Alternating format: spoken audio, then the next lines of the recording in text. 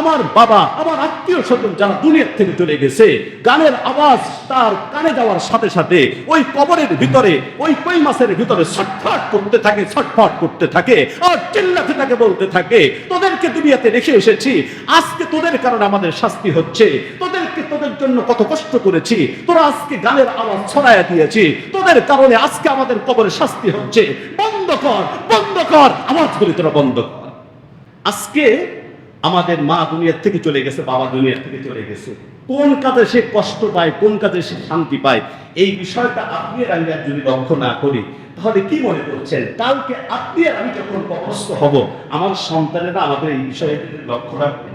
الله سبحانه وتعالى في شان حبيبه مخبرا وآمرا إن الله وملائكته يصلون على النبي يا أيها الذين آمنوا صلوا عليه وسلموا تسليما اللهم صل على محمد وعلى آل محمد كما صليت على إبراهيم وعلى آل إبراهيم إنك حميد مجيد اللهم بارك على محمد وعلى آل محمد كما باركت على إبراهيم وعلى آل إبراهيم إنك حميد مجيد لا إله إلا الله لا إله إلا الله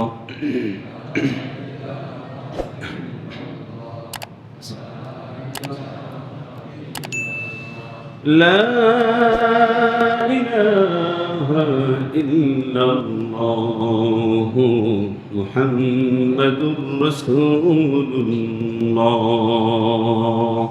صلى الله عليه وسلم صلى الله عليه وسلم توحید دوسری نام امانت ہے ہمارا آستانے ہی میٹانا نام نشا ہمارا تو مرد مسلمان تو ہے مرد مسلمان ایک ہاتھ میں تلوار ایک ہاتھ میں قرآن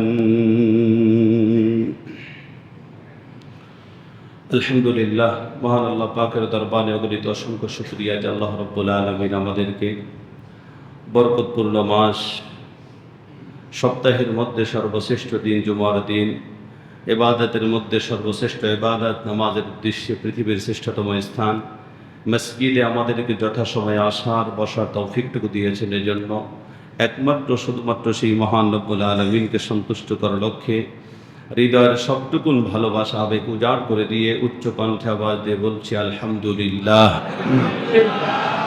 আমরা সকলেই বলি রব্বানা লাকাল হামদ হামদান কাসীরান তাইয়িবান মুবারাকান ফি ইয়া রাব্বি লাকাল হামদ কামা ইয়ানবাগি লিজালালি ওয়াজহিকা ওয়া আযীমি সুলতানিকা। একটু চিৎকার করে বলি প্রশংসা করলাম কার? সমস্ত প্রশংসার মালিক কে? সমস্ত ক্ষমতার মালিক কে? সুপ্রিয় উপস্থিতি, আমরা সকলেই জানি পৃথিবীর সমস্ত মানুষ, সকল মানুষ তারা সফলতা অর্জন করতে চায়। পৃথিবীর সকল মানুষ তারা সফল কাম হতে চায়, কেউই ব্যর্থ হতে চায় না। তো কোন গুণ থাকলে পরে একটা মানুষ চূড়ান্ত সফল কাম হয়? কোন কোয়ালিটি, কোন গুণ থাকলে পরে, কোন সিফাত থাকলে পরে একটা মানুষ চূড়ান্ত সফলতা অর্জন করতে পারে, চূড়ান্ত সফল কাম হতে পারে? আল্লাহ রাব্বুল আলামিন পবিত্র কোরআনুল কারীমের ভিতরে এক এক করে করে সব সিফাতগুলির কথা বর্ণনা করেছেন, যেই সিফাত থাকলে পরে একটা মানুষ চূড়ান্ত সফলতা অর্জন করে। চূড়ান্ত সফলতা হলো আল্লাহ পাক বলেন ফামান সুহসিহা আনিন নার ওয়া উদখিলাল জান্নাতা ফাকাদ ফাজ। চূড়ান্ত সফলতা দুনিয়ার কোনো সফলতা নয়। চূড়ান্ত সফলতা ওই ব্যক্তি নয় যে অঢেল সম্পদের মালিক হলো, অনেক ক্ষমতার অধিকারী হয়ে গেল, এই লোকটা চূড়ান্ত সফল কাম নয়। আল্লাহ পাক বলেন চূড়ান্ত সফল কাম হলো ওই ব্যক্তি, যে ব্যক্তি কিয়ামতের দিন জাহান্নাম থেকে মুক্তি পেয়ে গেল, আল্লাহর জান্নাতের অধিকারী হয়ে গেল। আল্লাহ পাক সার্টিফাই করছেন, আল্লাহ পাক ঘোষণা দিচ্ছেন ফাকাদ ফাজ, ওই লোকটা হচ্ছে চূড়ান্ত সফল কাম। কথা বলেন ঠিক কিনা? তাহলে দুনিয়ার কোন সফলতাই চূড়ান্ত সফলতার মানদণ্ড নয়। চূড়ান্ত সফলতার মানদণ্ড হলো কে জাহান্নাম থেকে মুক্তি পেল, কে জান্নাতের অধিকারী হলো। কথা বলেন ঠিক কিনা? এই চূড়ান্ত সফলতা কোন কোয়ালিটি থাকলে পরে, কোন সিফাত থাকলে পরে আল্লাহ পাক দান করবে। পবিত্র কোরআনুল কারীমের ভিতরে যেই সমস্ত সিফাতের কথা সবচেয়ে আল্লাহ পাক গুরুত্ব দিয়েছেন, এর ভিতরে অন্যতম একটা সিফাতের কথা গত সপ্তাহ থেকে আমাদের আলোচনা চলতেছে। সেই সিফাতটা হলো তাহারাত, পবিত্রতা। আল্লাহ পাক, আমরা সকলেই বলি আল্লাহ পাক। পাক মানে কি? সবাই বলেন, আরো জোরে বলেন। আল্লাহ তাআলা তিনি পবিত্র, নিজে পবিত্র, সুতরাং তিনি পবিত্রতাকে পছন্দ করেন। যে ব্যক্তি পবিত্র থাকে তাকে পছন্দ করেন, পবিত্র স্থান পছন্দ করেন, পবিত্র জায়গা পছন্দ করেন। আল্লাহর জান্নাত পবিত্র, সুতরাং দুনিয়াতে যারা পবিত্র থাকবে আল্লাহ পাক কিয়ামতের দিন জান্নাতের ভিতরে ঢুকায় দেবে। আল্লাহ পাক নিজেই পবিত্র, পবিত্রতাকে পছন্দ করেন এবং পবিত্র ব্যক্তিকে পছন্দ করেন। যে ব্যক্তি সর্বদা পবিত্র থাকলো, আল্লাহ পাক কিয়ামতের দিন তার জন্য জান্নাতের ফয়সালা করে দিবেন।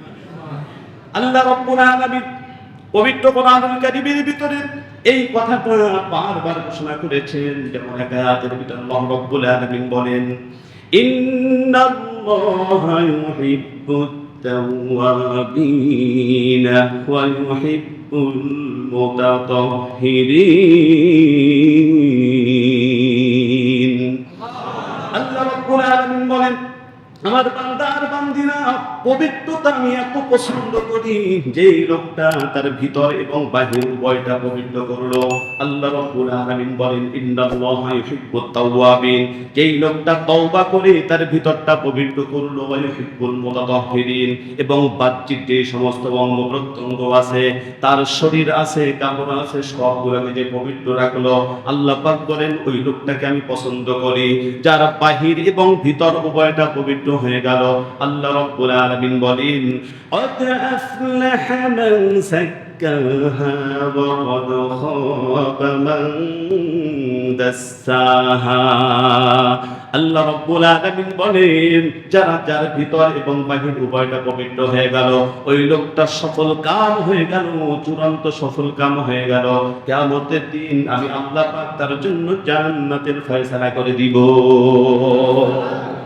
সুতরাং পবিত্রতা, তাহারাত, পবিত্রতা এত বড় একটা সিফাত। এই সিফাতটা কোনো ব্যক্তির ভিতরে যদি এসে যায়, তাহলে বহু ফায়দা, বহু গুণ, খুব সহজেই ওই লোকটা জাহান্নাম থেকে মুক্তি পেয়ে যাবে, আল্লাহর জান্নাতের অধিকারী হয়ে যাবে। কোনো ব্যক্তি যদি পবিত্র থাকতে অভ্যস্ত হয়ে যায়, তাহলে এক নম্বর যেই ফায়দাটা হবে, ওই ব্যক্তি যখন ওযু করবে, গোসল করবে, পবিত্রতা অর্জনের জন্য যখন এই লোকটা ওযু করবে, গোসল করবে, তার এই ওযুর অঙ্গগুলির থেকে, এই ওযুর পানির সাথে সাথে আল্লাহ পাক তার অঙ্গ প্রত্যঙ্গের গুনাহগুলি মাফ করে দিবেন। হাত দ্বারা আমাদের গুনাহ হয় কি হয় না? জোরে বলেন। মুখ দ্বারা হয় কি হয় না? কান দ্বারা হয় কি হয় না? চোখ দ্বারা হয় কি হয় না? সুতরাং একটা লোক যখন ওযু করার জন্য সে হাত ধুইবে, হাত ধোয়ার সাথে সাথে হাত দিয়ে যে গুনাহগুলি করেছে আল্লাহ পাক ওযুর পানির সাথে সাথে ধুয়ে দেন। চোখ দ্বারা যদি কোনো ব্যক্তি গুনাহ করে, মুখটা ধোয়ার সাথে সাথে এই চোখে যখন পানি লাগে, সাথে সাথে চোখের গুনাহগুলি আল্লাহ পাক ঝরায়া দেন। মুখ দ্বারা কেউ যদি গুনাহ করে, তাহলে এই মুখে কুলি করার সাথে সাথে আল্লাহ পাক মুখের গুনাহগুলিকে মাফ করে দেন। সুবহানাল্লাহ। এটা হলো এক নম্বর ফায়দা। কেউ যদি পবিত্র থাকতে অভ্যস্ত হয়ে যায়, তাহলে তার গুনাহগুলিকে আল্লাহ পাক মাফ করে দেন।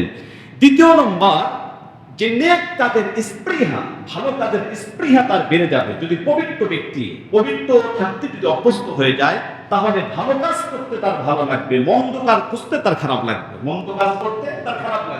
অনেক মানুষকে বলতে শোনা যায়, হুজুর নামাজ পড়তে গেলে বিভিন্ন ধরনের টেনশন আসে, চিন্তা চেতনা আসে, মজা পাই না, মজা পাই না, নামাজের মজা পাই না, এমন অভিযোগ আমাদের আছে না নাই? ইবাদত বন্দিগিতে মজা পাই না এমন অভিযোগ আছে না? এটা তো হওয়ার কথা ছিল না। ইবাদত বন্দিগির ভিতরে হালাওয়াতুল ঈমান, ঈমানের একটা স্বাদ আছে, একটা মজা আছে। ইবাদত বন্দিগির একটা মজা আছে, স্বাদ আছে। একটা মানুষ যখন নামাজে দাঁড়ায়, নামাজের স্বাদ না পেয়ে সে কিভাবে থাকতে পারে? কারণ একটা লোক যখন নামাজে দাঁড়ালো, সে যখন আল্লাহু আকবার বলে তাকবীরে তাহরিমা বলতে হাতটা বাঁধলো, বাঁধার সাথে সাথে আল্লাহ পাক বলে তাকবীরে তাহরিমা মানে কি? আল্লাহ, দুনিয়ার সমস্ত কার্যক্রম আমার উপর আমি হারাম করে দিলাম। আল্লাহ, এখন তোমার সামনে আমি দাঁড়িয়ে গেছি, তোমার সাথে আমি কথা বলতে চাই। আল্লাহ পাক বলছেন, তাই নাকি? তুই দুনিয়ার সবকিছু হারাম করে দিয়েছিস, আমার সামনে দাঁড়িয়ে গিয়েছিস, তাহলে বল তুই কি বলতে চাস? এই লোকটা যখন নামাজে দাঁড়িয়ে এখন আলহামদুলিল্লাহ রাব্বিল আলামিন বলে, আল্লাহ পাক সাথে সাথে তার প্রত্যেকটা কথার জবাব দিতে শুরু করে দেন। সুবহানাল্লাহ। তাহলে বলেন, একটা মানুষ যখন নামাজে দাঁড়ায়, আল্লাহর সাথে কথা বলে, আল্লাহর সাথে কথা বলতে ভালো লাগার কথা কি কথা? মজা লাগার কথা কি কথা? মজা লাগার কথা। কিন্তু আমরা মজা পাই না কেন? আমরা কেন মজা পাই না? কারণ আমাদের সমস্যা আছে, আমাদের তহরা পবিত্রতায় সমস্যা আছে। যদি কোনো ব্যক্তির পবিত্রতা 100 থাকে, তার কাপড় পবিত্র থাকে, তার মন পবিত্র থাকে, তার শরীর পবিত্র থাকে, তার জায়গা পবিত্র থাকে, সবকিছু যদি পবিত্র হয়, তাহলে নিঃসন্দেহে ওই লোকটা নামাজে দাঁড়ানোর সাথে সাথে এমন মজা পাবে, এত মজা পাবে, কোটি কোটি টাকা শুধু নয়, পুরা দুনিয়া বিক্রি করলেও এমন মজা পাওয়া যাবে না। কথা বলেন ঠিক? এত মজা পাওয়ার কথা, কিন্তু আমাদের মজা আসে না। এই জায়গাটা আমাদের সমস্যা। তখন এজন্য আল্লাহ পাক বলছেন, খবরদার খবরদার, তহরাতের প্রতি তোমরা খেয়াল রাখো। আমার মুসলমান ভাইয়ারা, গভীর মনোযোগ।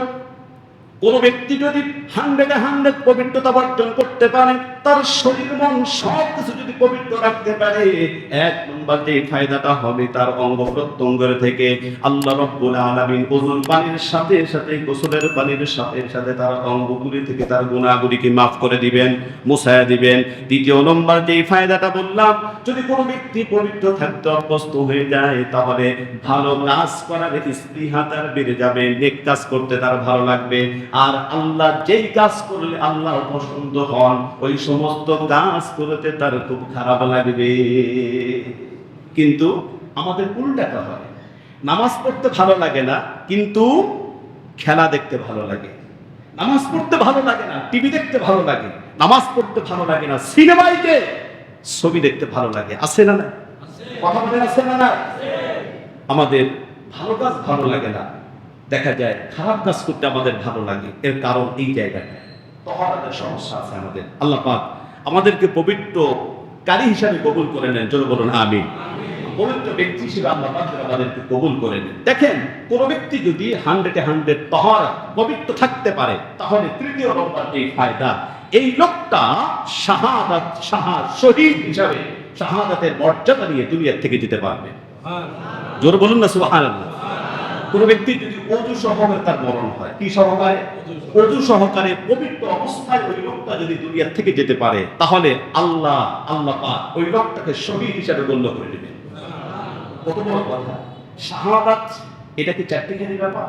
শহীদ কাকে বলা হয়? যেই লোকটা আল্লাহর জন্য, দ্বীনের জন্য তার জীবনটাকে কুরবান করে দিল, তার গলা পেতে দিল, তার রক্ত ঝরালো, দুনিয়া থেকে আল্লাহ দ্বীনের জন্য এই ব্যক্তি শাহাদাত অর্জন করে, তাকে বলা হয় শহীদ।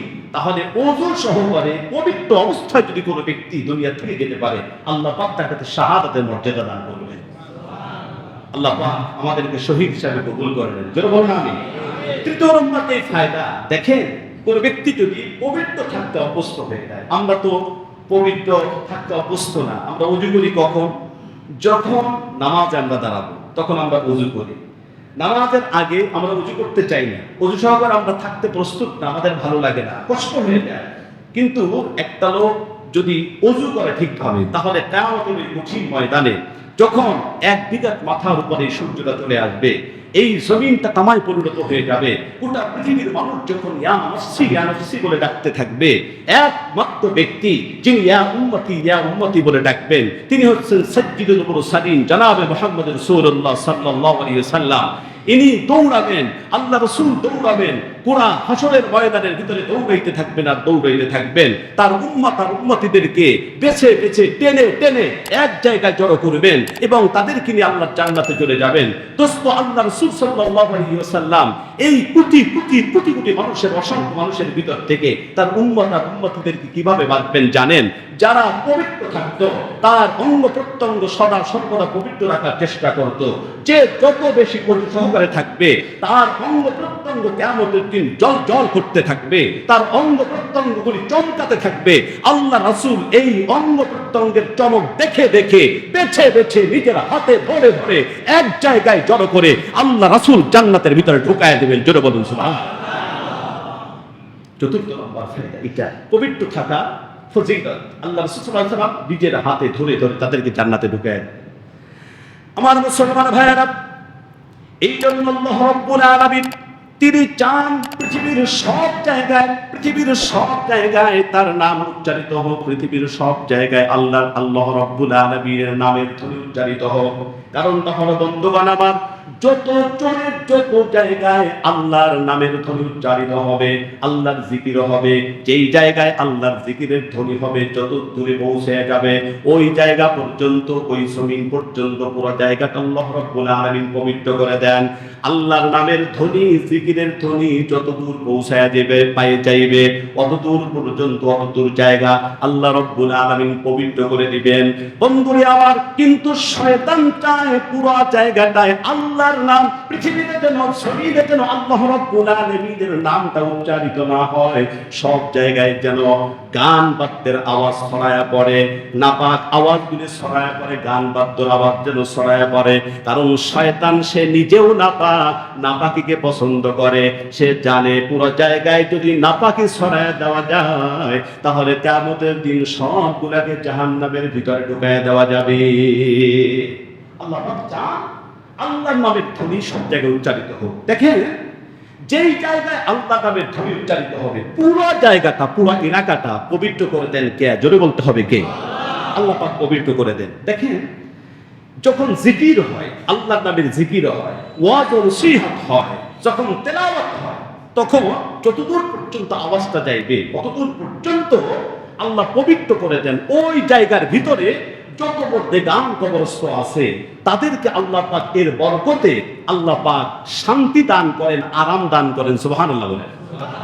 আর বিপরীতটা, যত দূর পর্যন্ত গানের আওয়াজ যাইবে, ঢোলের আওয়াজ, তবলার আওয়াজ যতদূর পর্যন্ত পৌঁছায় যাইবে, হাদিসে পাকের ভিতরে এসেছে, অতটুকু জায়গা নাপাক হয়ে যায়। নাপাক হয়ে যাওয়ার কারণে এই সমস্ত জায়গায়, অতটুকু জায়গার ভিতরে যত মধ্যে গান, যত কবরস্থ ব্যক্তি আছে, তাদের অবস্থাটা এমন হয়ে যায়, যদি একটা কড়াইয়ের ভিতরে তেল গরম করে তার ভিতরে যদি একটা তাজা মাছ, ওই মাছ যদি ছেড়ে দেওয়া হয়, তাহলে ওই মাছটা যেমন ছটফট করতে থাকে, জ্বলন্ত তেলের ভিতরে যেমন ছটফট করতে থাকে, যতদূর পর্যন্ত গানের আওয়াজ পৌঁছে যাবে, তবলার আওয়াজ, ঢোলের আওয়াজ যতদূর পর্যন্ত হবে, এর ভিতরে যত মধ্যে গান কবরস্থ আছে, সমস্ত মধ্যে গান কবরস্থ ব্যক্তিগুলা, এই মৃত ব্যক্তিগুলা, আমার মা, আমার বাবা, আমার আত্মীয় স্বজন যারা দুনিয়া থেকে চলে গেছে, গানের আওয়াজ তার কানে যাওয়ার সাথে সাথে ওই কবরের ভিতরে, ওই কই মাছের ভিতরে ছটফট